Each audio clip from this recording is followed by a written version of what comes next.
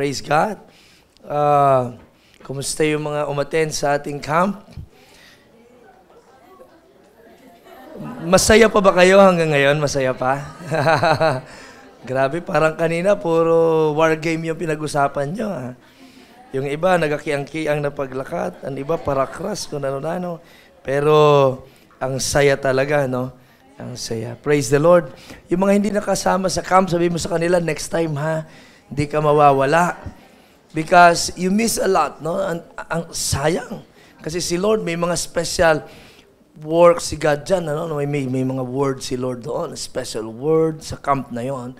Pero wala ka doon, sayang. Iba na rin ang word ni God sa next camp or conference. So, every time may mga ganun po tayo, don't miss it. Laban mo talaga. No, alam mo naman, kapag gusto mo talaga, may paraan naman yun eh. Oh, maten ka talaga. Hindi mo pwedeng mabibili ng pera yun, sabihin ko sa iyo. At hindi mo rin alam kung anong breakthrough dahil sa word na yun. Nako, mas matindi. So, next time, please, join. Attend nyo, laban nyo talaga. So, praise the Lord, dahil God has done talagang, praise God for our camp. Amen. Salamat din sa Panginoon sa magandang panahon. Salamat sa ating lugar doon. Salamat man sa naton para luto. Adi si Pastora Grace, kapon naton yan. And so salamat sa mga nagbulig. Pwede bang palakpakan natin ang Panginoon sa kanya ginawa sa ating camp, soul camp. So alam nyo, pati yung mga senior citizen umattend sa camp. Ikaw hindi ka pa senior. Ba't wala ka doon? No, mapapahiya ka sa ating mga senior. Opo. Ay, lumalaban yon. Nagdi-disciple, nagwi-winning. Senior na yan. May 75 na nga tayo, years old, nagwi-winning, nagdi-disciple. Ikaw, batang-bata ka pa. Kanina, alas 9, andito na si Mama Leonie. Pagdating ko, alas 9, adi na siya, kakarating niya. Tapos, hinay-hinay pa ito.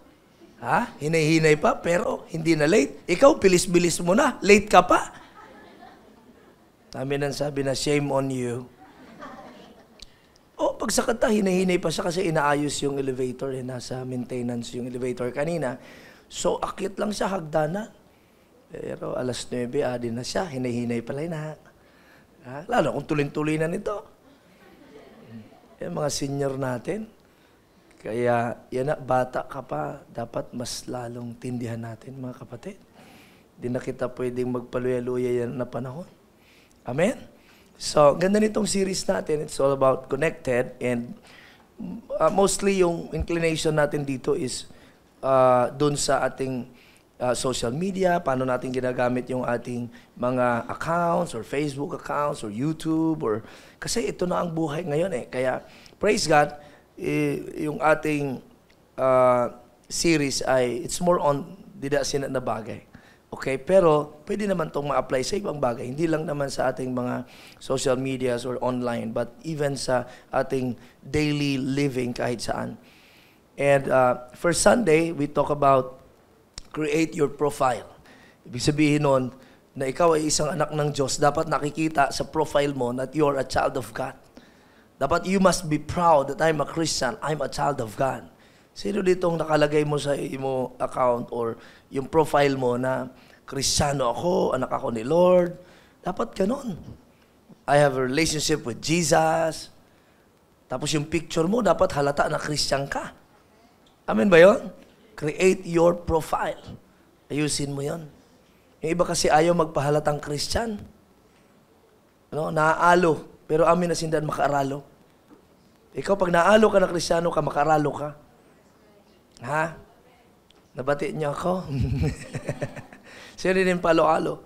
Kasi dili ka mang Kristiyano talaga. You know, becoming a child of God is a miracle. That's a grace of God. Hindi ka pwedeng hindi mo kaya ligtason ang sadiri mo. You are so much blessed. You're so much blessed. So, create your profile. Pangalawa, personalize your feed. Yun ang pinag-usapan natin last Sunday. Kaya anumang mga nakikita natin na pinapadala sa atin, dapat na-check natin yun. No, na ginasara natin, iba, bagay ba sa akin to, okay ba to? Huwag mo nang share agad. No? Tsaka ano yung mga pinifeed mo rin, o pinopost mo, pinapalabas mo, o sinishare mo, tinitingnan din natin yon. Amen? Okay, so maybe napag-usapan niyo yun nung cell group ninyo, probably. And but today, we'll be talking about engage online. Engage online. Now, magandang reminder ito sa atin kasi dapat kahit sa social media, nag-i-engage tayo, nag-share tayo ng gospel. Dapat tayo yung nag-share about God's word, about the truth. Di tayo dapat mahiya. Ang iba nga sa kalukuhan, sa kasiraan, dili na alo. Kita lugod na sa kamatuudan, kag tama na kay maalo kita. Dapat ang simbahan kasi nag-i-engage mga kapatid.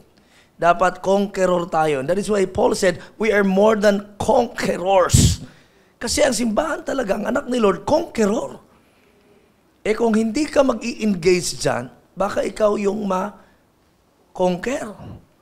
Ikaw yung ma-influence ng mga kalibutano na bagay. Imbis na kitaan mag-influence sa mga spiritual na bagay dito sa mundong ito. We are the salt and light. Ha?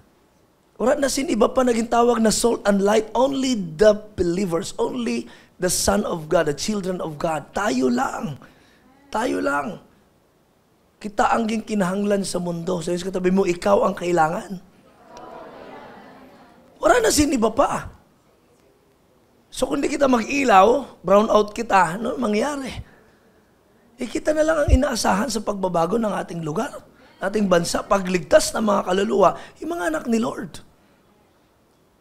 Tandaan natin yon. Dapat di tayo mawala sa vision ni God. So, dapat nag-i-engage po tayo mga kapatid, kahit sa online. Lalo, kahit sa offline din, no? Kahit sa pang-araw-araw, dapat conqueror tayo. Kaya natuwa ko dun sa ating camp na it's about anakhadzo, it's about compelling, and then yung biadzo, that is use force, that is forcefully advancing. Kasi ang kingdom of God, itong church na ito, dapat nag-a-advance, nag-i-engage. And kailangan ng force, forcefully advancing. And then of course, sabi doon, yung dapat walang uwaw, shameless, sabi doon. Ano yun? Anadeya. Ibig sabihin nun, hindi lang persistent, kundi shameless. Dili dapat nalo, merong courage, merong boldness to share about Jesus. Bakit ang iba sa inyo natakot mag-share about Jesus? Ano ba sa school, ayaw magpakilala na Christian siya, ayaw mag-share about Jesus, baka daw pagtawanan siya. Kaaralo ka? Sabi ni Lord, pag ginakaalo mo ako, one day, ikakaalo kita. Paghulata. Nabasa niyo ba sa Bible na? Matuod din na.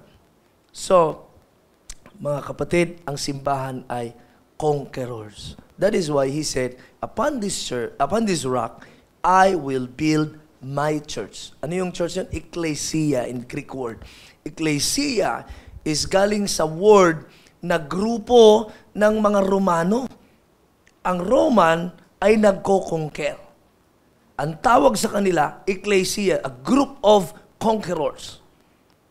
Kaya pag sinabi ni Lord Jesus sa disciples niya na, ecclesia, Lord, conqueror yan ah. They can easily imagine the group of Roman soldiers. They are the best conqueror. Even up until now, sa history, they're the best conqueror, yung mga Romano na yan. Kaya makita mo, kahit dun sa United Kingdom na yun, ang daming na-conquer doon ng mga Roman. And that time, sila ang may hawak sa Israel. Okay? Hindi mga Jew. Sila, kasi na-conquer nila. So pag na-conquer nila ang lugar, siyempre, sila ang may authority. Sila ang masusunod. Sila ang may hawak. And so, sabi ni Lord, nakita niyo yung ecclesia na yon ng mga Romano? Sabi niya, I will build my own ecclesia. And that is the church. Kaya pag sabi sa mga disciple, ha? Ecclesia? Wow. Ecclesia pala tayo? Kagaya ng mga Romano? Magko-conquer din tayo? Yes. But in spiritual aspect. You will conquer. Kaya nga ang command ni Lord, go into all the nations. Make disciples to all nations because you can conquer nations after nations by making disciples. By making disciples. So, we are conquerors. Ang simbahan na wala na sa atmosphere of war. Wala na yun. Tikamatayon. Pahina na pahina. Pawala yun. Dapat nasa atmosphere of war. The only thing that will make our church grow is when our church is in the atmosphere of war. Dapat pag Kristiyano ka, nakikipaglaban ka sa trabaho ng demonyo. Sa buhay mo, sa pamilya mo, sa mga anak mo, sa parents mo, sa kung ano mang ginagawa ng demonyo, nakikipaglaban tayo. Not against, sabi do, flesh and blood, but by evil spirits, principalities and all. Kasi may ginagawa ang demonyo sa ating lugar. Kaya dapat ang mga anak ni Lord, forcefully advancing, nakikipaglaban, nagpe-pray palagi. Ikaw ba, nakikipaglaban sa demonyo? Nagpe-pray ka pa palagi? Pag ikaw wala na sa ganon, abay, mag-ingat ka. Kandidato ka sa ginakita sa demonyo, adiho. Pa-relax-relax ini na soldier. Waran badil, waran Bible, tirahon tene. We are soldiers, and dapat 24/7 you are active and prepared, ready ka. Di ba? Gamitin mo daw yung full armor. Apat nakasundalo ka lahat. By faith, sa spiritual ang labanan, mga kapatid. So, ang church po ay conqueror. Sabi sa katabi mo, you are a conqueror. We are a conqueror. We are the church. Yun ang background sa pagsabi niyang, I will build my ecclesia, a group of conquerors. Even the gates of hell shall not prevail against it. All the powers, ano pa mga powers ng demonyo daw, hindi kayang maghadlang. Kahit ano pa man, dili kaya magpierde sa akon ecclesia. Conquerors, that's the church. We are powerful. Yes. Kaya lang, pagka mga simbahan, mga anak ni Lord, ayaw na nagtinamad-tamad, tinurug-turug. Alam mo mga simbahan na ganun, yun ang inaatake ng demonyo. Pero pag ang simbahan ang umaatake, ang demonyo mo, magkabuang ba? Hala na napod sila, hala mag-winning na po, magkabuang ang demonyo. Pero yung mga simbahan, pagka hindi ka na umaatake, ikaw atakihin talaga. Dahil yung mga simbahan natin, ang problema ng pastor, yung miyembro, aaway-away, ang anak ng leader,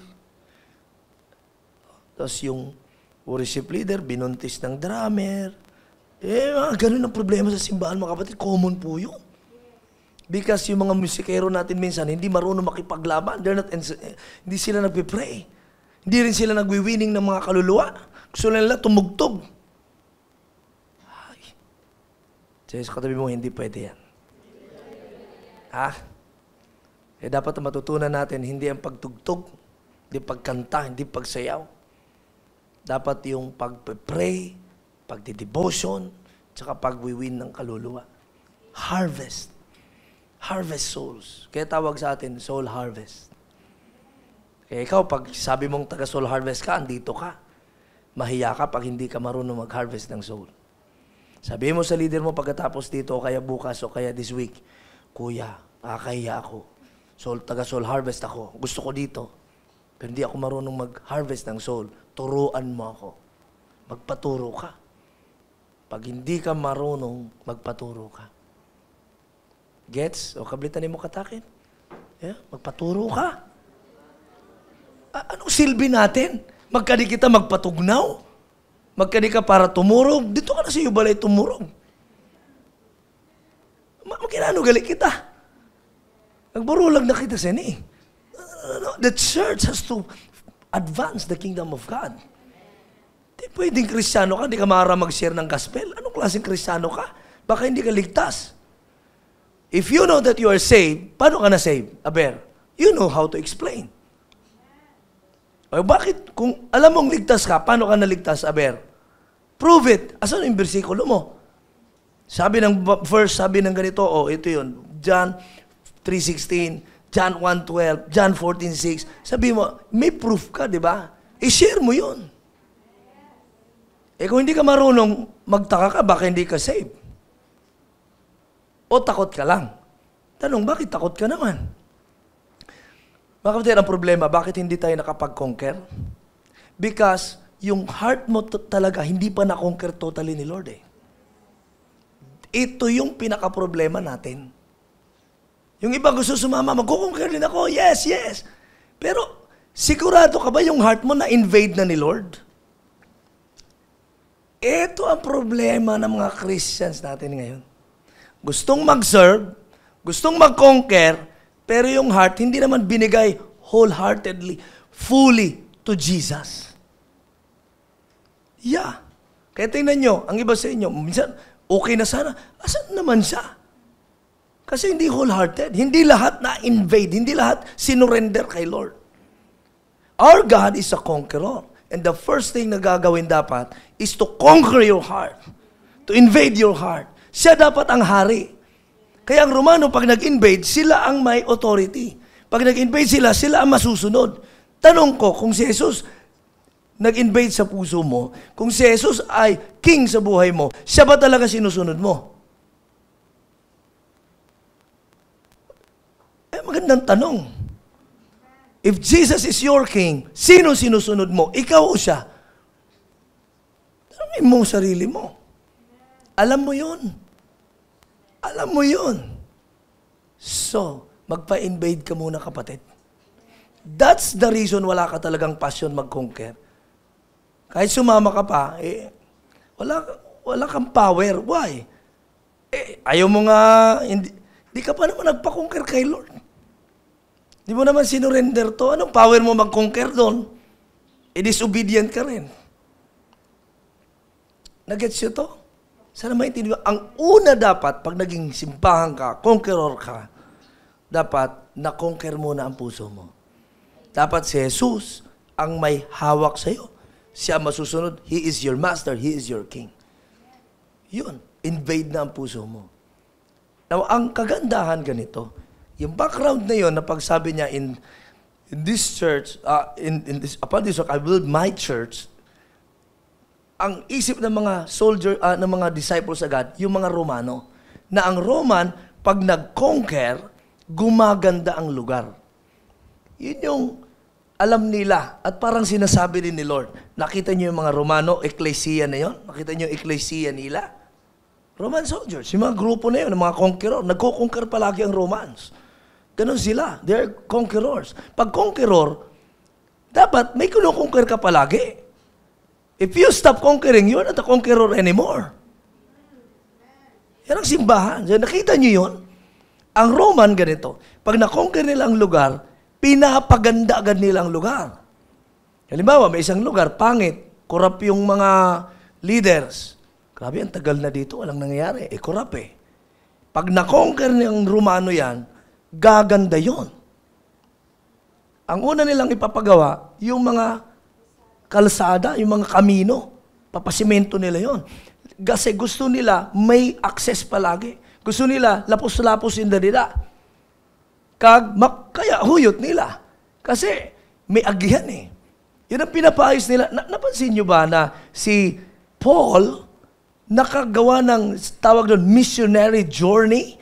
Na wala pa namang mga sasakyan yung panahon na matutulin, mga gano'n. Wala pa, pero bakit siya napunta from here to there, mga ibang lugar, takin-takin lang yon. Invade kasi yun ng mga Romano. Lahat yun may kamino. Lahat yun magaganda. May access palagi yun. So gumaganda ang lugar. Pagkatapos mga infrastruktura, papagandahin nila yun. Mga paaralan, papagandahin nila yun. Ano man lahat ng mga opisina, sila may hawak, gagandang lugar. Kasi, ba't maganda na to ngayon? Na-invade ng Roman Ay, kaya pala, iba nang may hawak. Yan. Now, nag-gets yung ibig sabihin ni Lord? Ganito. Pag yung heart mo na-conquer ni Lord, gaganda ang buhay mo. Kung ang mga Romano, sabi niya na paganda nila ito, how much more ako pag na-conquer, gawin ako maghawak ng buhay mo, ako may authority ng buhay mo, sigurado gaganda ang buhay mo. Yan ang idea doon. Kaya pag si Lord ang may hawak ng buhay mo, si Lord ang masusunod sa buhay mo, your life will never be the same again. Meron talagang gaganda, paganda ng paganda, paangat na paangat talaga ang buhay mo. Pero pag ganun pa rin, walang nangyari, ay halatang, dili si Lord ang naghuyot sina. Ba't hindi gumaganda? Yan ang idea nun. Nakayamin na lugar kapangit. Hindi kasi na-invade ng Roman yan. Pero pag ang Romano may hawak niyan, sigurado gaganda yun. Yan ang mga conqueror that time. Pero how much more si Lord? Sabi niya, ang plano ko sa iyo is for you to become successful. Prosperous and successful. Yun ang plano ni Lord sa iyo. Papagandahin ka ni Lord. Kung tugutan mo si Lord, maghari sa buhay mo. Ang kagandahan sa mga Romano, pag nag-conquer, no choice ang lugar. Hawakan nila yon. Ang problema dito sa atin, kasi gusto ni Lord maghari, pero hindi mo gintugutan. Kasi may desisyon ka. Yan ang problema. Pero pagka hatagan mo lang si Lord, sin power sa buhay mo, authority, you will see the transformation. You will see what will gonna happen to your life, to your family, and to your business, to your ministry. You will see the difference. Try mo. Lord, ikaw, kamasunod. Dili ka pa ba believe kay Lord? Di ka pa pumibilib kay Lord? Kung mag-worship ka, Lord, you are great God, awesome God, powerful God, and yet, hindi mo kaya isurrender yan kay Lord? Anong klase yung pag-worship mo? Ano yung klaseng sinasabi mong, I believe in you, Lord, all things are possible, and yet, hindi mo kaya isurrender yun kay Lord? Anong klase tayo? Hindi pwede dapat ang mga anak sa Diyos na parang ganyan na lang. Amen ba? Allow God to conquer your heart, invade your heart. Wholehearted, bigay mo kay Lord. You will see your life. So ngayon, pagka si Lord ang may hawak ng buhay mo, siyempre, ang gagawin mo, Lord, kagustuhan mo ba ito o hindi? Anak, wag yan. Itong gusto ko. Opo, Lord. Mag-aral ka ng maayos, wag ka anaysin mga katrato-katrato. Opo, Lord. Kasi gusto mo gayon, ano? Buti na lang dito, wala na yan. So, yes, Lord. Opo, Lord. Aral lang maayos. Pag-graduate, kita mo yung iba, nag-graduate, meron tayong mga magna cum laude dito. Oh, praise the Lord. May mga summa cum laude, may mga ganyan, may mga honor sila. Praise God. Tapos walang katrato. Yan dapat. Kasi may faith ka kay Lord. There's a time for everything. The best is yet to come. Alam mo yun. Laban. I thank God na one of our leaders or disciples, si Kuya Jan, for the glory of God, isa siya sa mga binigyan ni Lord ng para bang favor na nakapunta na pumunta. Actually, galing siya sa New York. 3 weeks sa New York, libre yon. Nag-aral ka pa sa New York University. Tapos may-meet mo pa yung mga may-ari ng companies and all, tapos tinuturoan kung paano ka makipag-usap sa kanila, yung paano ka mag-approach sa kanila. Hey, yung mga ganon. Ay, napunta si Kuya dyan, don't you know that? One day kayo, mga kabataan, papaturuan ko kayo, nag-usap na kami. Kasi gusto ko, high school pa lang, iba kayo mag-isip. Dapat mga leaders na kayo para nakikita na natatamimi sila sa inyo, natingala sila. Kasi ibang-iba ka. May wisdom ka na galing kay Lord, may knowledge ka pa, panalo ka. Sila puro knowledge, walang wisdom. Magsalita ang mga anak ni Lord, nangangarat sa inyo, sigurado sabihin ko sa inyo. Kayo lang yung may mga words na ganyan, yung mga I have a destiny to succeed, to prosper, to overcome. With a distinction to be the head, not the tail, above, not beneath, blessed and extremely blessed. Alam mo ba na sinabi ni Kuya Jan yan doon? Marami sa kanya, pero hindi niya pinahalata, na-memorize niya. Tapos sabi sa kanya, grabe, kakaiba ka, parang gano'n. Sabi, alam mo, natutunan ko lang sa life coach ko. Ako daw yung pastor ko, parang gano'n sabi niya. I have a life coach with me. Spiritual, ano ba? Siya, ano ba? Amazed din sila. Okay, bakit? Kahit Pilipino to, lumalaban to. Ha? So, praise the Lord for that. And, pero tuloy pa ang klase niya, online na lang, no? Kasi, God has prepared that New York actually para sa kanya on the proper time. Pero kung hindi niya ginalingan nung high school siya, wala yun. New York yun, New York. Pero dahil ginawa niya yung part niya, I will do my best, Lord, for your glory. Naka-prepare pala ang New York. Sabi ko, hindi mo lang alam, meron pang ibang lugar. Ikaw na narito ngayon, may pre-prepare si Lord sa iyo, mas matindi pa. Pero ilaban mo ngayon, ayusin mo. Allow God to control your life. And you will see your life one day. Kakaiba, amazing things will gonna happen. That's why sabi ni Lord, consecrate your life today. For tomorrow, kasi may prepare ako para sa iyo, I will do amazing things. Ngayon, may ginagawa na si Lord. Sabi ko, Lord, hindi pwedeng ganito lang kami. Hindi ako papayag. Akala nyo, napunta tayo dito? Sabi ko, hindi ako papayag dito. Sabi ko, pag hindi na tayo gumalaw, edi burulag kita. Sa iyo na lang nidide, ma-start ako kung gusto nyo. Sabi ko, hindi pwede. Dapat mga anak ni Lord, mag-share ng gospel. Sabi ko, hindi pwedeng ako lang. We are soul harvest. You must harvest souls. We must harvest souls. We must disciple. Mga kapatid, yan ang simbahan. Nag-i-engage. Kahit saan, mag-i-engage. Sa school, mag-i-engage. Business, mag-i-engage. Kahit saan ka mag-i-engage. Sa balay, mag-i-engage. Online, mag-i-engage. Yan ang mga anak ni Lord. Conqueror. Amen? Pero yung una, dapat si Lord, nag-conquer na sa puso mo. Ngayon, pagka sumunod ka na kay Lord, aral ka na maayos, talagang sumusunod ka kay Lord, ikaw naman ang gagamito ni Lord. One day, diba, conqueror ka eh. Lord, ina na opisina, ako ang magiging presidente nila one day. Dapat lang, anak.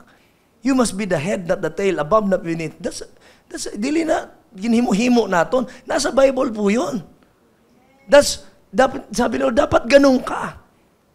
Dili ka kawawa. Ikaw dapat ang leader dito sa lugar. Ikaw dapat ang top notcher sa iyo school. Ikaw dapat yon. Ikaw ang pinapalakpakan, sila ang pumapalakpak, pero parehos ka mo nag-graduate.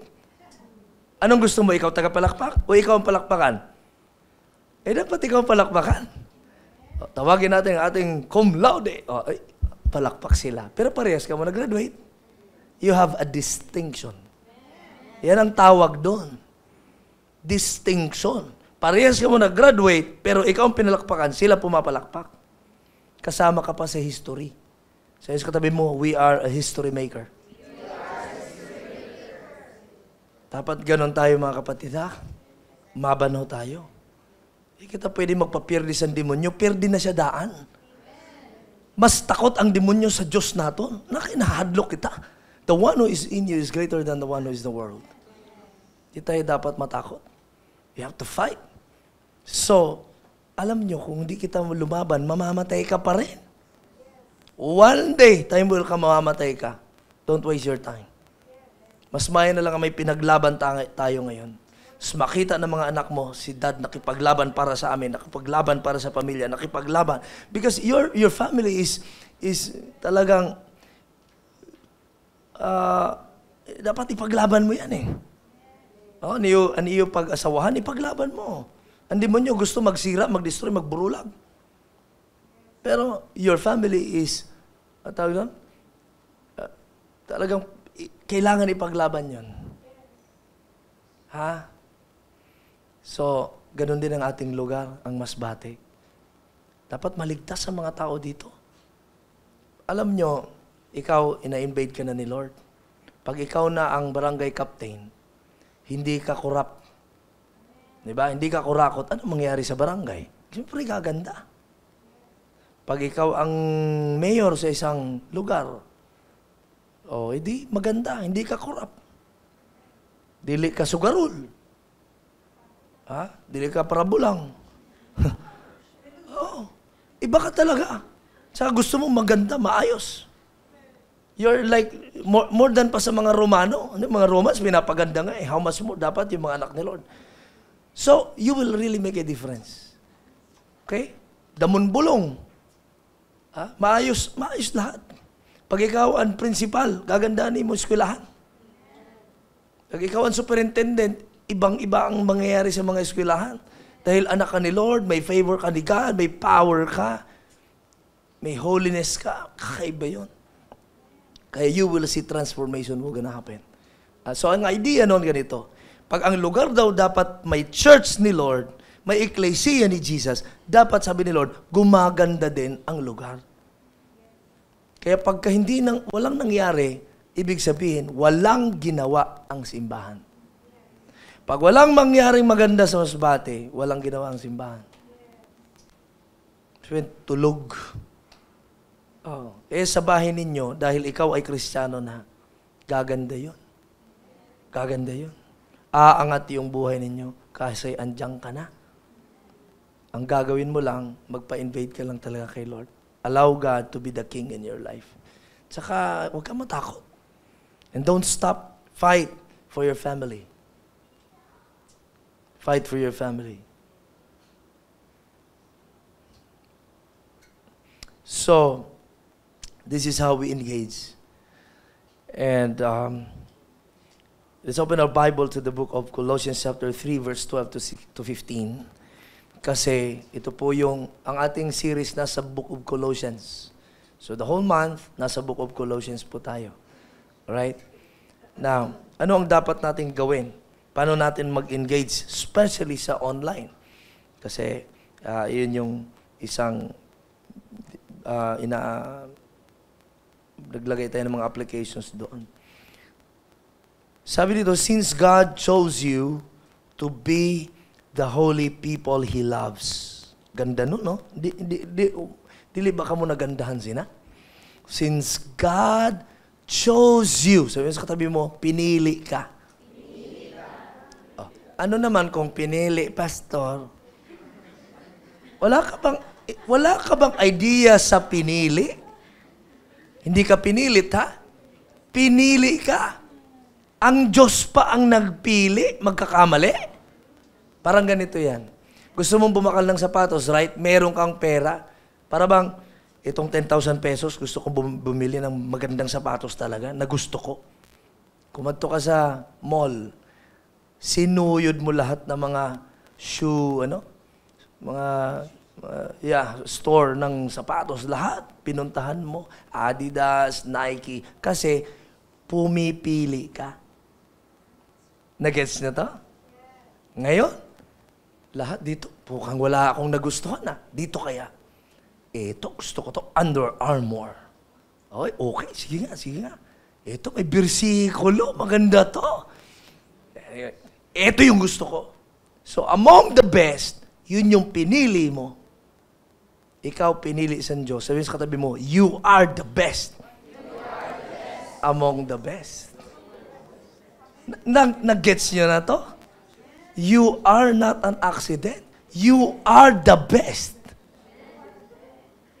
You are the best.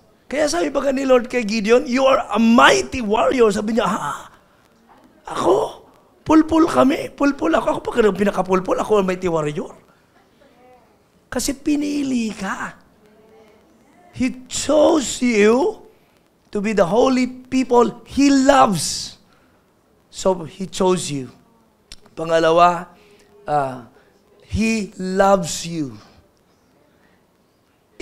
Bakit kay kamot ang ni Lord kung isipon? Anong meron ka? Kasi, ang pagpili ni Lord, ang pagkamuot ni Lord, dili nakabase kung maayon imo mata, singkitan mata mo, magwapo ka, maganda ka, bright ka, wala doon. Wala ka pang magandang ginawa, pinili ka na, minahal ka na. Kaya yung I love you sa Tagalog daw, sa Bible, is mahal kita basta. I don't care. Ano pa man ang mga past sa buhay mo. pinili kita, minahal kita. So kaya niligtas ka ni Lord. Ngayon, para ano daw? To be holy. Because God is holy. Ibig sabihin, ihaliong ka niya sa kaduluman, kaatian, kasiraan. Dito ka. Kasi dida na lugar, papaimpyerno ina, puro ang ada demonyo, destroyer, killer, magnanakaw. Dung ka dati. Kinuha ka ni Lord, I chose you, okay, because I love you, and to stay here, to be holy. Okay? So, sabi sa katabi mo, we are holy. Hindi mo kaya maging banal sa sarili mo. It's all because of what Christ had done on the cross of Calvary. Through His blood, we became righteous. As you believe on Jesus, no, ginlinis ka, kinimo ka na banal sa atubangan. And so, magkinabuhay na kita na ada sa mapawa, malinis kag kabanalan. Kung minsan na slide man nalapukan, panghugas, pangayong patawad kasi dili na kita nagkinabuhay sa sala. Wala na kita nagkinabuhay sa ati, sa lapok. Wala na, ka ati. Wala na ako dida. So, linis ka kaagad. Amen. Dapat ganun mindset natin. And that is why sabi niya, you must. Oh, sabi mo sa katabi mo, hindi ito optional. This is not an option. Ang iba kasi pag nagsimba, para bang titimbangin pa nila, no? Susunod ba ako o hindi? Gagawin ko ba o hindi? Ano ka? You must.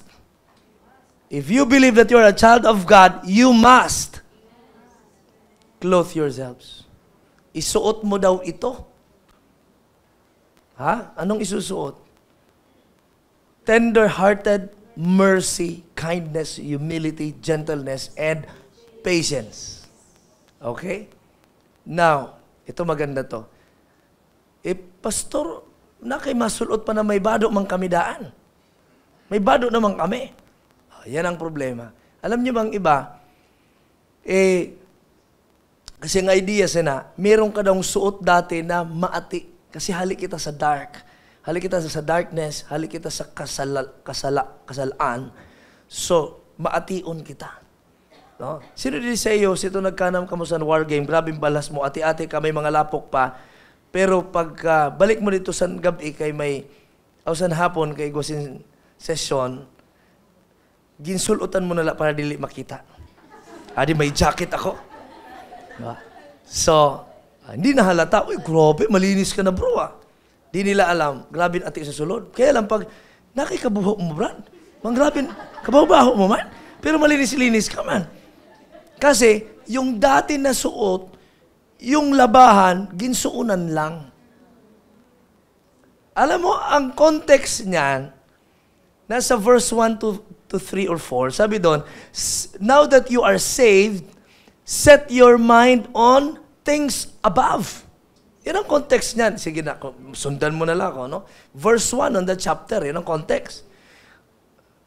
Okay, since you have been raised to new life with Christ, bago ka na daw. You are saved, you're a child of God. Malinis ka na, ayaw pag isulot, dati mo na mabaho na bado. Nagkarigo ka na. Sino rin nagkarigo, tapos ito mati-ati, imbalik mo lagi hapon? Ayaw mo nun. Ayaw mo nun. So, sabi ni Lord, set your sights, your mind on things above, not on earthly things. Okay? Verse 2. Think about the things of heaven, not the things of earth. Sa NIV, ganun din yun. Set your minds on things above. Kasi, dili ka man taga-lupa talaga eh. Hindi ka na rin amoy lupa. Okay? Amoy heaven ka dapat. No? Not on earthly things. So, and then sabi niya, set your hearts on things above. Meron ding translation tayo dyan, eh, no? Alam ko lang kung verse 3 siguro yun, no? Na, pati puso mo, iset mo. Hindi lang yung mind, but also your heart on things above, not sa... Bakit daw Christian ka na, pero ang gusto mo mga kalibutanon gihapon ng mga bagay? Sabi, anong nangyayari sa'yo? Ikaw ba nagkarigo ka na, malinis ka na, tapos ang gusto mo lagi hapon, ang mga kaatian, kaglabahan? Something is wrong. Parang may tupak talaga to. May mga bag-umang kuta na bado na dapat isulot. Nag-gets ba to? Yan ang sabi ni Paul sa mga Colossians. Kasi nga, ang mga Colossus nga ni, pagka dili Kristiyan ang kaupod, bagal na sitan dili mang Kristiyan. Pag maati ang kaupod, maati masinda. Pag nasa church, malinis ang kaupod, malinis masinda. Sabi, umayos ka nga. Pero wala ba toki? Wala. Kay surat lang eh. May suratan. Inuritan.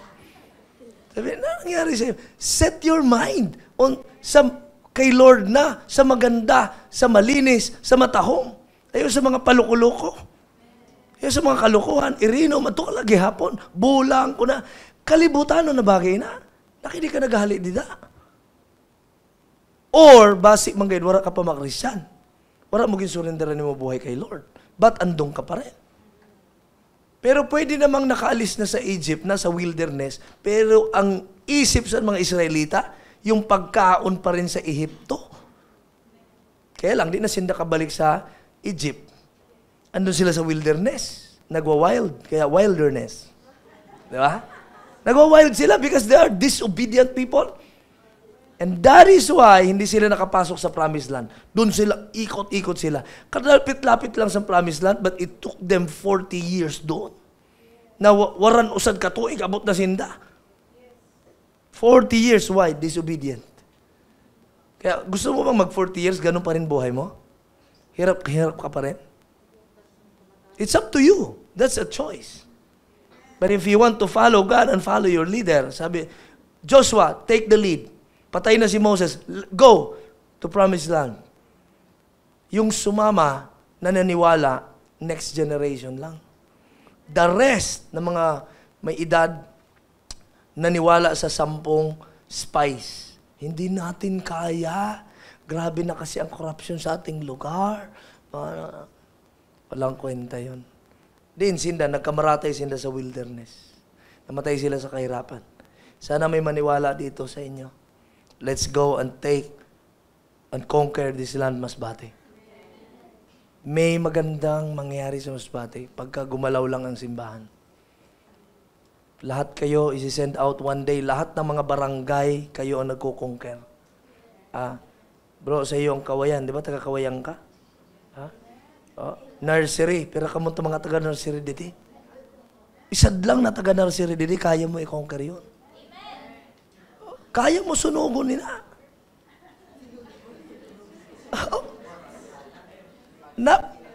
Nakakita na kayo, Sin. Isad lang na balay ang sinunog, tapos buong barangay nasunog lahat? Isang bata lang gumawa nun. How much more ang power ni Lord pagka ikaw gamiton? No way, Jose. Kayang-kaya ni Lord yan. Mga kapatid, maniwala tayo. Set your minds on things above, not on earthly things. Ayun na, babayin na. Sinda na ina. Iko-conquer natin to. So, paano daw mag-set sa mind sa heavenly things?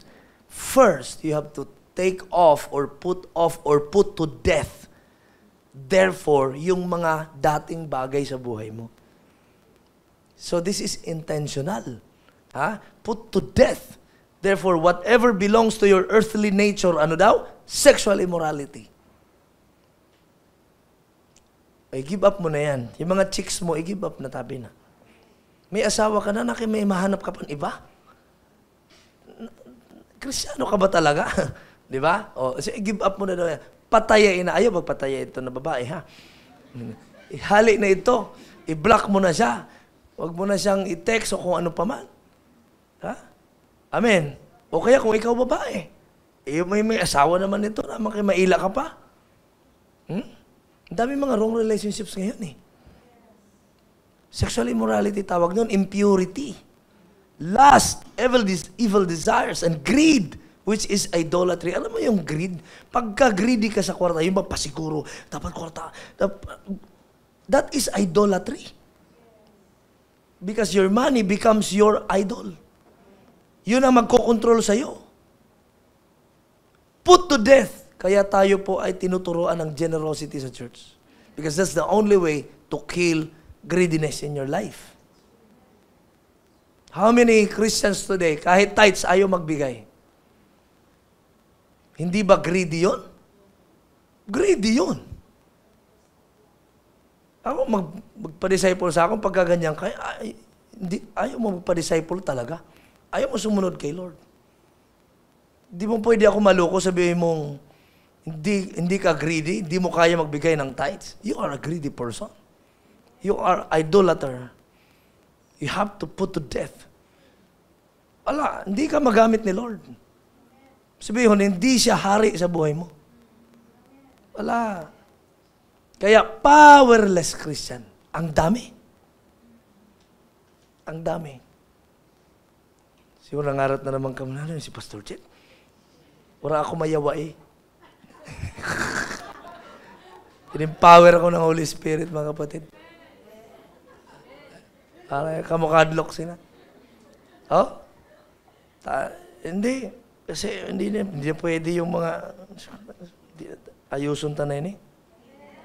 Mahala naton bayad didi kada bulan. Suran mangyari. Ay, hindi ako papayag.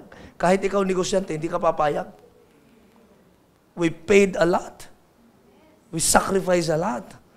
Tapos, mag-i-enjoy lang ang magkani. No. Trabaho kita, sis katabi mo, manghiwag kita. Maghiwag kita. No? Compel. Forceful. Di pwede dito.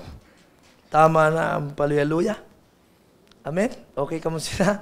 So, kaya pag sabi niya, tanggalin mo daw yan. Lahat, marami pa yan. Basahin nyo na lang. Oh, di da pala nga ni, baga na, tamaan na kita. Ambot ng verse 6, nano pa na nakalagay da. Because of this, the wrath of God is coming. Because of this. Sabihin, pagkaandong ka pa rin, may parating na pang-destroy sa buhay mo. Pag hindi mo tinanggal yan, you will be destroyed. Kasi lahat ng kasalanan is to destroy your life and your family. Pag hindi mo inalis yun, you will be destroyed.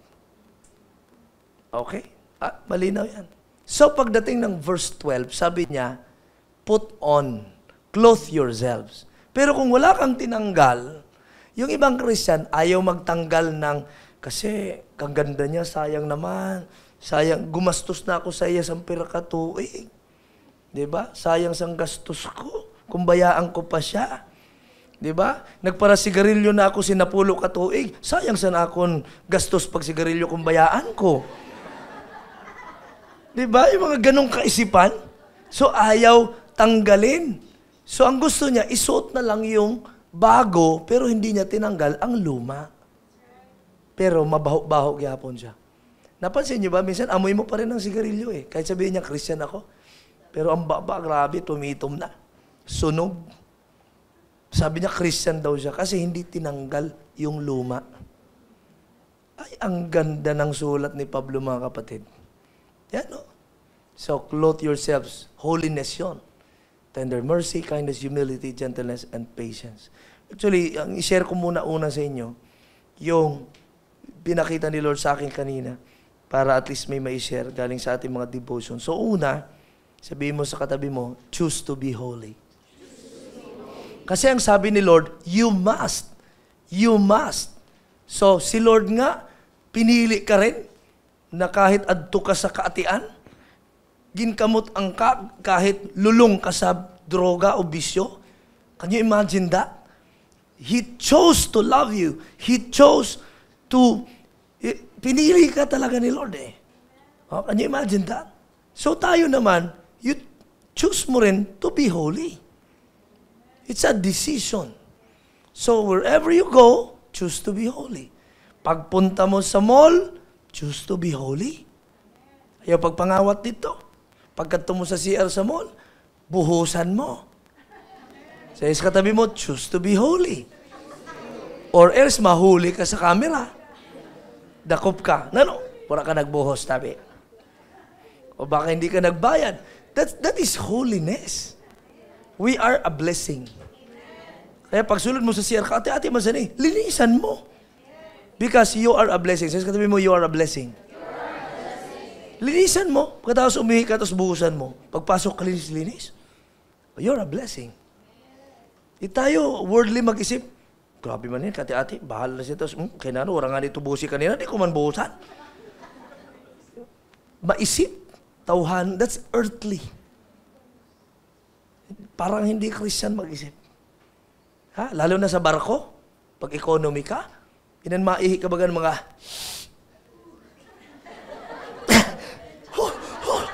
Grabing baho. Diba? Ganon.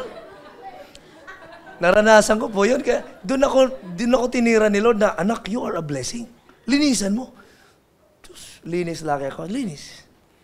Kasi yan, doon ako ni-strike ni Lord eh. Nag-aral kasi ako doon sa, nag-aral ako, magpipreach ako, papunta Cebu eh. Sa mga young people. So, nung umihi ako, ang dumi. Sabi ni Lord, you are a blessing. Linisan mo kahit walang nakakita. That is holiness. Linisan. Holiness is paglilinis. Holiness. Linis. Di mo pa naintindihan yun? Pira tayo mga kapatid. Mahirap ba ispilingon nina? Talaga naman to. So, hallelujah. But choose to be holy. When you go to your school, hindi kayo nagkakalat doon. Choose to be holy. Pagkunta mo sa trabaho mo, choose to be holy. Kahit sila, bro, ito, sigarilyo, libre, inuman, choose to be holy. Kahit saan ka. Kahit sa bahay. Minsan, ay grabe, minsan, bakbakan ko na, mga suruay ko na, but choose to be holy. So yun palagi, ibutang mo, I choose to be holy. Wherever you go, kahit sa business, kahit sa trabaho mo, eskwela and all, choose to be holy. Amen? Kanina, I was reminded, kasi nagmamadali ako, lalo na ayokong malate, or hindi naman talaga masyado late, pero gusto ko kasi at least 9 o'clock, or before 9:30, and dito na ako sa church pagka umaga. So, galing kami sa dako, kaya nagmamadali. Pag-abot ko din, waran makadrive sa inda pa uli, so ako na lang. So, binibilisan ko. Ngayon, may kasugat ako na motor, may in-overtake ako na motorbike. So, may kunti pa namang space kasi motorbike lang. Kaya lang, ang kasugat, kinulbaan. Kasi, hindi dapat mag-overtake kasi may motor. Minsan, naisip tayo, okay lang naman kasi motor lang naman siya. Parang, minsan, may mga kulbaong galing na motor. So, kinulbaan siya, umovertake ako. Tapos, feeling ko, sabi, Lord, sorry, Lord. Kasi para bang, anak, ayusin na bagan nagpakulba kasi ito na tao. Kung natakihon ito. Kudakon mo, nagkanabangga lugod dito. Para bang, ang impression sa akin, that's unholiness. Para bang, it's a disrespect, parang ganon. Sabi ko, pati pagdadrive pala, choose to be holy. Yun hindi po ko kanina eh. Baga naman laki ako naulian. So, minsan ganon talaga. Check natin. Pagdating sa suot mo, choose to be holy. Dili kay amo kasi ning uso, kita ang pusod, mga haliputon baga, minin uso. Ang sid talagang grabe, mga ganon. Choose to be holy. You're a child of God. Okay? Then, next verse 13, sabi po dito, make allowance for each other's faults and forgive anyone who offends you. Okay? Remember, the Lord forgave you, so you must forgive others. That's part of our holiness. Kasi gustuhin man ni Lord patawarin ka, ang problema, ikaw ayaw magpatawad. Sabi ni Lord, tawaran ako mahimo sina. Kasi ang dili pagpatawad, yun ang kasalanan mo. How can I forgive you na ada sa imo ang susi? Ada sa imong problema? Magpatawad ka. So, choose to forgive. Yun ang sabi doon. Diba? Choose to forgive. Make allowance. Or, ina na make allowance, dapat, ang ibig sabihin nun, naka-mindset ka na magpasensya. Naka-mindset ka daw na magpatawad. Make allowance ba? Dili kay hatagan allowance. Iba naman ito, no?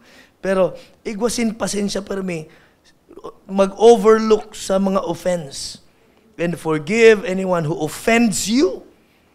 Remember, the Lord forgave you, So you must forgive others. Para bang ganito, nakita minsan, pag nagkasalaan naton, asawa, nabagan, kurapi na ang tira naton, yaw-yaw pa kayo, bagan ikaw di man nagkakamali. Di ba kita, nalimot kita na ikaw, nakakamali man nga ni. So dapat maram ka magpasensya kag magpatawad, kaya nagrasyahan ka man lang gani ni Lord. So lahat din tayo minsan nagkakamali. So forgive one another, yun ang sabi niya. Sino din, may mga hindi mo pa pinatawad sa buhay. Ikaw ang lugi. Amen? Choose to forgive. Sa balay, wala kang magawa, choose to forgive. Yung iba mag-asawa, pag nag-away, mas piniling choose to forget. Bulag. Kalimutan na natin ang mga nakalipas sa buhay natin. Bulag sinda. No, choose to forgive. Kahit saan, kahit sa trabaho, choose to forgive. Choose to overlook an offense. Just declare blessing. Just declare forgiveness. Amen? Okay ba sa inyo yun? Okay, pangatlo, verse 14. Sabi dito, and over all these virtues, put on love, which binds them all together in perfect unity.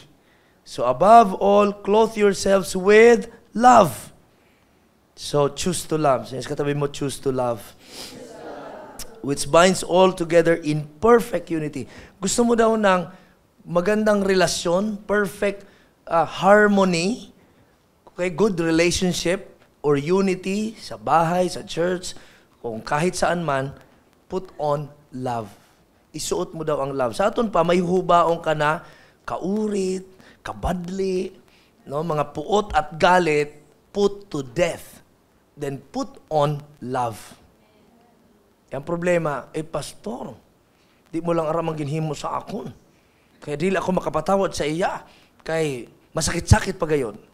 Kung mawara na siguro inin akon pamatsyag, daka makapatawad na. Kailan kaya mawara man inanay mo pamatyagon?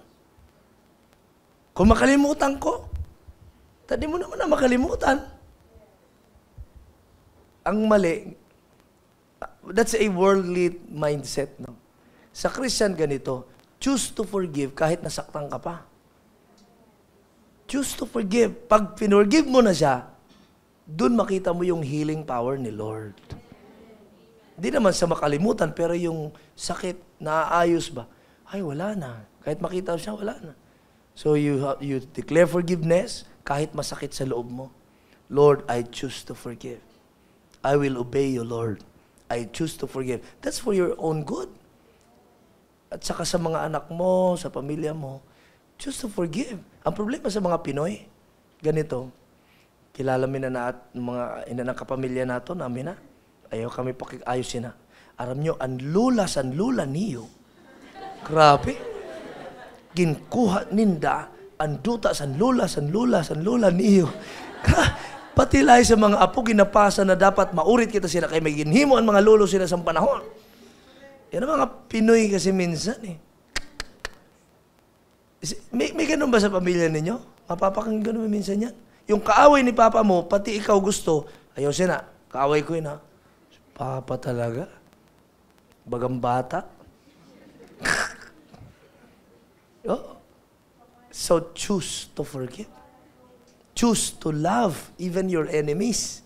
Kaya talagang mahirap. Paano ko siya kamutan? Siyan kabit siya ni mo, Papa. Abay, mahirap. But you have to choose to forgive. Choose to love. Kasi hindi by feelings ito. It's a decision to love. Ikaw na, halik ka man sa kalukuhan, halik ka man sa katian, ginkamutan ka sa Diyos.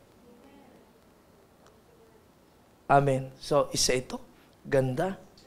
Kaya minsan sa mag-asawahan baga, choose to love. Lalo na pag minsan waran, na naman yung nasura nato. So, bakbakan na yun na minsan. Wala na nga rin sura, nag-aaway pa ka mo. Choose to forgive, choose to love na lang. Adi, wala na nga ikit na sura, mag-aaway pa kita. Adi, wala na gadlasa nga ni. Ano yung luto? Na naman ikaw wala man lasa. Ayun ang pag-uriti. Wala na nga nin lasa, mag-aaway pa ka mo. Lasahan ta na lang ang pagmamahalan. Oh, hungitan ta na lang ikaw. Pahungit-hungit ka mo. Miski oran sura, di masaya. Pwede naman yun. It's, it's your choice to rejoice. The Bible says, Philippians 4:4, rejoice in the Lord always, and again, I say, rejoice. Talagang diniinan ni Pablo yun. Sabi niya, naadi ako sa prisuhan, nagre-rejoice ako. Ako lang, napriso pa ako. Rangan akong karupo ng mga Kristiyano pero nagsishare ako dito, masaya ako. Nagko-conquer. Alam mo si Pablo, kahit sa prisuhan, nagko-conquer. Pati ang mga soldier na bantay, naliligtas. Ay, miski din sinda, sigurado, pag tumakin ka din, ligtas ka. Ganun si Pablo. Dili sila na-offend. Diba? Kantahan lang sila ni Silas, ando sa kulungan. Nag-worship at doon sa kulungan. Ikaw, wala ka nakulong, di ka nag-worship. Nagpakain ka sa Domingo. Sabi niya, para problema ka, wala ka man nakulong. Pero baga kalugodan na bilanggo. Bilanggo sa gugma. Sabi niya, rejoice kahit wala katrato. Choose to rejoice. Choose to love. Ganun yung kahit sa balay minsan. Kaya maain na lang nga, nagigo kasi na. Maain na lang, kaya may bulad ka ako na. Papainin na. Okay? And then, of course, number 4, be thankful. Kaya ang kasunod na verse nun, verse 15, sabi niya, and let the peace that comes from Christ rule in your hearts. Tingnan niyo nito, rule in your hearts. For as members of one body, you are called to live in peace. Alam mo, tinawag ka ni Lord para magkinabuhay daw na mapayapa. Kaya pag hindi mapayapa ang buhay mo, mag-isip ka baka hindi si Lord ang nag-rule sa buhay mo. Pero pag si Lord daw ang hari sa buhay mo, ayan, mapapayapa ang buhay mo. You are called to live in peace. And so, kung may peace, ito yung makikita mo. And always be thankful. So, choose to be thankful. Yan ang pangapat, choose to be thankful. Pasalamat lang daw. May problema ka, para magkaroon ka ng peace, dapat magpasalamat ka kaagad. Lord, salamat Lord. Kasi may purpose kasi ni namatahom. Philippians, di ba, chapter 4, rejoice, verse 4, and then verse 6 and 7, sabi dito, do not be anxious about anything, but by prayer, with thanksgiving. Okay, but in everything, by prayer and petition, with thanksgiving. And then, present your request to God. Bago ka mag-present sa request, magpasalamat ka. Pag nagpasalamat ka kay Lord, mag-iiba ni mo aura. Magkakaroon ka ng peace. Kasi meron kang faith na may gagawin si Lord na maganda kahit sa nina problema. May magandang plano si Lord. So, sabi niya sa 1 Thessalonians 5:18, give thanks in all circumstances. Be thankful in all circumstances, for this is God's will for you who belong to Christ Jesus. Nabilong ka ba kay Christ Jesus? Eh di, will ni Lord, kung ano man na ginagihan mo, may plano lang si Lord dyan. Be thankful. Be thankful. Ano mang sitwasyon. So, tapos na ako sa aking introduction. Pero I will still share the points. Tawag natin dito, 3 action points for Christian living. 3 action points for Christian living, which can also apply to our social media use and behavior. Pero yung 4 na yun, alam ko, gagamitin na natin yun sa social media. In social media, in your cellphone, be holy. Choose to be holy. Ano mang titingnan mo sa YouTube, ano mang isi-share mo sa iba, may holiness ba ito? Choose to be holy. Apply lang natin yun. Then choose to forgive. Huwag kang banat ng banat sa cellphone. Okay? Choose to forgive. Choose to love. Then choose to be thankful. Now, dito tayo sa 3 bagay. Ito kasi yung pinadala ko sa ating mga pastors. We have this same preaching kasi. Pero yun, nag-iba lang kasi yun ang aking devotion kanina. So, at mintras mainit pa, isi-share na lang natin. Basi mabahaw ba? So, okay. Mas mahaba yata ang devotion kaysa preaching, ano. So, ito po yun. Number 1, because same passage naman. Put on compassionate heart. Put on compassionate heart. Now, ito daw yun, pagka nag-social media tayo, no, dapat meron tayong compassionate heart. So, yun, mayumok na puso, dili bato, dili kay madali kita mamundo, madali mabadli, umaurit, adin naman, kakabarali ka siya. Compassionate. Bakit ganun sila? Because they don't have Jesus in their hearts. Bakit ganun sila magsalita? Ganun sila mag-post? Puro sila kabastusan o ano pa man? Dahil hindi pa sila Christian. Di tayo dapat magalit sa kanila, kundi, Lord, gamitin mo kami, ma-reach out itong mga batang ito, ma-reach out itong mga kalukuhang ito, o ano pa man siya. Compassionate. Nagets niyo ang ibig sabihin? Imbis na mabadli ka, dili dapat. Kaya ganun sila, kasi hindi pa sila Christian. Kaya, ito, Lord, maki-Christian din ito. Mawiwin din ito sa lugar nila. Lord, may mga anak ka doon sa lugar. Lord, ligtas naman po inisinda. Ganun dapat tayo daw. Kahit sa telebisyon, minsan, amul kabarli pa no sinano kung kurapan o inanakuan ho. Gagalit tayo. Pero dapat compassion. Lord, sana maligtas yung aming mga government leaders na corrupt, Lord. Lord, ipag-pray sana natin yun. Dapat maluoy kita sa mga nalulong sa mga ganyan, mga problema na yon. Kawawa sila. Di ba si Jesus, when He went through all the villages, preaching the gospel, di ba, healing disease and all, no, nagmi-minister siya. When He saw the crowds, He had compassion on them. Di siya nagalit. Ada na naman, may mga dara na manok, habulang na naman yan dito, kabarili ka lang sila. Hindi pala dapat yung attitude natin bilang mga Christian ganun. Dapat, Lord, sana mamulat sila. Kasi deceive sila mga kapatid. No? Nabutahan ba sa demonyo? They are blind. Kaya nga tayo ang pinadala ni Lord. We are the salt and light para makakita sila, para madala natin sila kay Lord. Kaya pagka wala kang compassion, ang tendency sa atin, hindi mag-harvest ng soul. Puro tayo reklamo, kaya parang kabarali ka sila. Ada na naman ho, ada na naman laki, sige naman brown out laki ho. Ada na naman. So, wala, pag-pray mo, lugod. Tumulong ka. Kaya mga Kristiyano na permi reklamo sa mga nangyayari, parang ayaw nila mag-winning.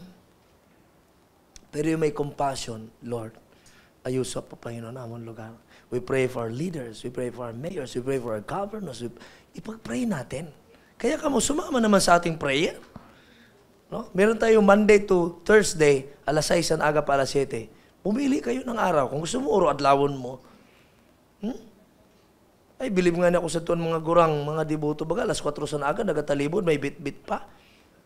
May bugat. Minsan nag-auran, nagapayong pa. Iampo mo kami. So, bilib ako sa nina mga gurang. Nilakihan ko yan sa Danau.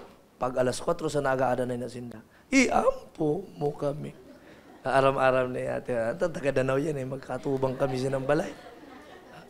Dadaan sila. Mga gurang pa ito. Kita mga bata. Yan ang mga deboto talaga, dapat. Ikaw, Kristiyano ka, hindi ka makikita sa prayer. Kakahiya ka. Diba? Kakahiya yun. Anong passion or compassion meron ka sa ating lugar na ayaw mong manalangin, aber? You don't love the people here. Punta ka na lang sa Mars. Ha? Punta ka sa Jupiter. Doon ka na lang siguro. We are here to love these souls. Compassionate heart. Yun ang sabi yun. Diba? Clothe yourselves with compassion, kindness, humility. Kay pangalawa, do everything in the name of the Lord. Do everything in the name of the Lord. By the way,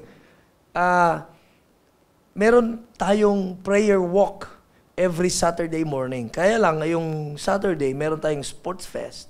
So, wala muna tayong prayer walk. But after this, balik tayo ulit sa ating prayer walk. So, Friday, midnight, bago mag alas 12, sa Friday night, punta ka dito. Alas 12, kaya lang, Sabado na yon, 12 a.m., nagsisimula tayong manalangin dito. Di ko lang nabilang kung pera kita nag-pray nung una. Pero mas marami tayo dito. I think mas marami tayo sa ganito. Saya, di ba?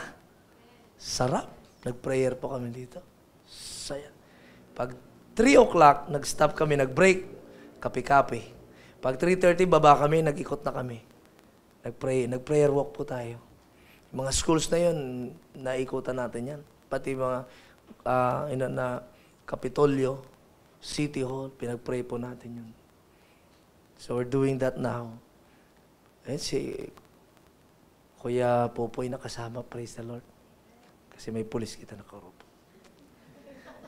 Panglaban to. Pero dapat lumaban tayo mga kapatid. So, bago mag-alas 5, tapos na kami. Sharing kami ito. Ang saya, pero sa outro, dili ko na tulin-tulinan.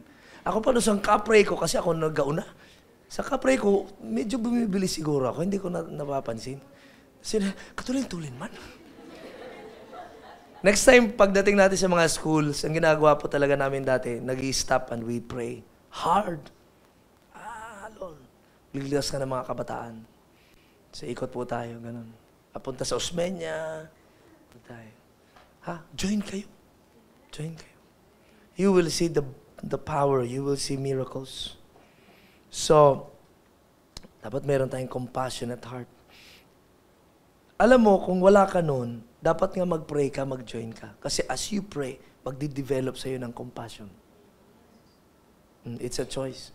Okay, number 2, do everything in the name of the Lord. Do everything in the name of the Lord. In verse 17, dun sa baba sa sulat ni Pablo, kasi hanggang 15 kita kanina, sa 17 sabi niya, whatever you do, whether in word or deed, do it all in the name of the Lord Jesus, giving thanks to God the Father through Him.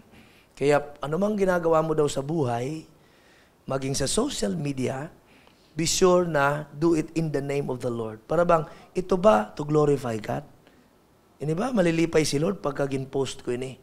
Pag i-share ko ini? Ini ba may holiness? Ini ba tama ba ito? Titingnan mo ng maayos.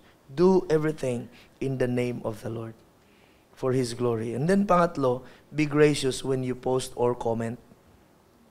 Be gracious when you post or comment.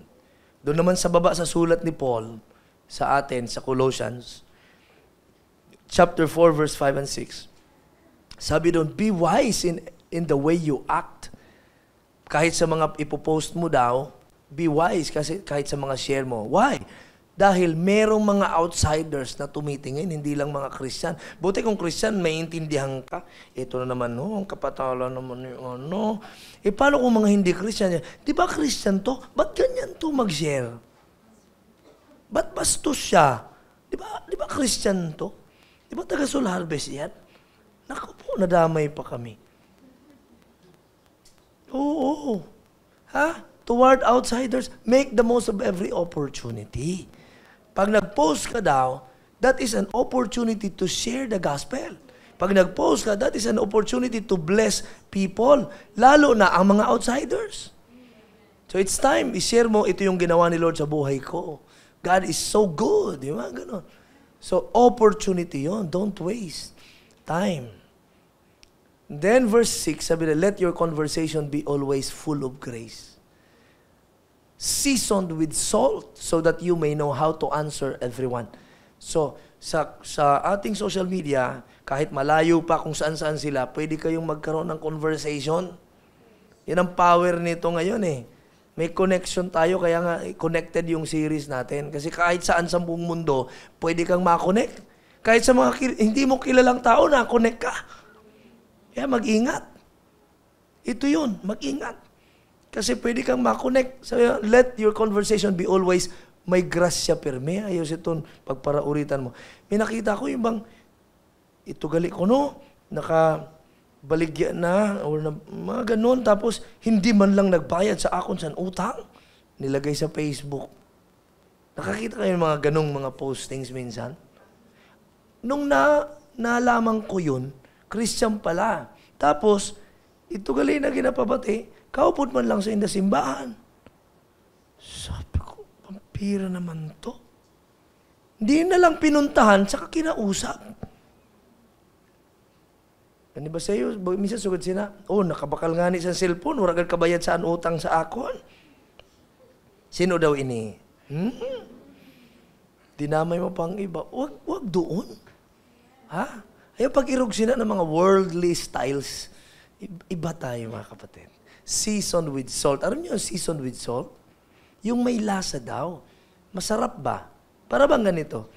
Tistingan mo magtula sa isda na waran asin, tapos higupon mo. Nakatisting kasi na? Oo, tistingan mo. Para maraman mo kayo na baka may tubig. Waran asin, siyempre. Baka naghigop sa tubig. Ang problema, may isda, malangsa. Try mo. Hindi mo mailaan. Bisan pa ang gintula mo dida, labas na mga rumpi, mga tag 400 ang kilo ng mga lapu-lapo, walang asin. You will never like it. Di mo higupon nina. Parang ganun. Ikaw daw mag-share ka ng walang kalasa-lasa. Sino sa inyo gusto maghatag sin, tinula sa iyo kataraki na waran asin? Labas ini na isda. Paghigop, na naman ini. Nintubigan man la ini. Mga kapatid, dapat ang mga Kristyano, pag nag-post ka daw, naiilaan, nalalasahan, nakaka-bless ka daw. Ikaw ba ang buhay mo? Nakaka-bless? Sa balay ninyo, nakaka-bless ka? O katamad-tamad mo, sa eskwelahan, nakaka-bless ka ba? Puro kapaloko siguro. Dapat hindi ganon, ang anak ni Lord. Nakaka-bless ka. May lasa daw, seasoned with salt. Alam mo, ang salt, jutay lang nila. Pero pag nailagay ng tama, ang sarap. So, ganun dapat tayo mga kapatid. Sabi na, so that you may know how to answer everyone. So, kung may grasya kita, dili kita basta magparasabat la dito, simbasang-basang, banat-banat man. Ayan ang pagadagdag. Kung no comment ka man, wag mo nang ibutang dito, no comment. Tapos may pa-smiley ka. Wag na. Iba na ang dating nun. No comment, tapos nilagay mong no comment. Nag-comment ka pa rin ng no comment. So, wag na lang. Hayaan mo na lang. Choose to forgive. Choose to love. Overlook an offense. Amen? Oo, tapos na ako. Okay. So, kayo naman. Hanap ka sa katabi mo. Mag-sharing kayo. Anong sinabi ni Lord sa'yo? Ito yung pinapagawa ni Lord sa akin.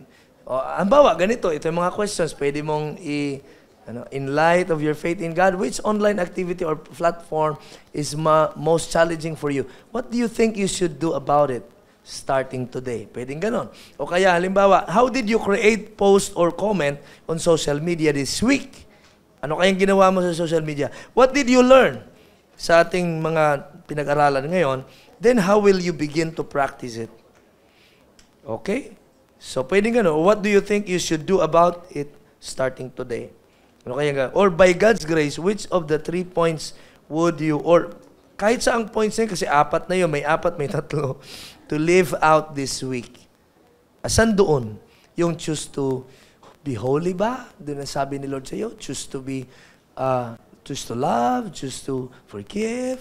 Anything na, sinabi ni Lord sa iyo, magsisharing mo na sa katabi mo.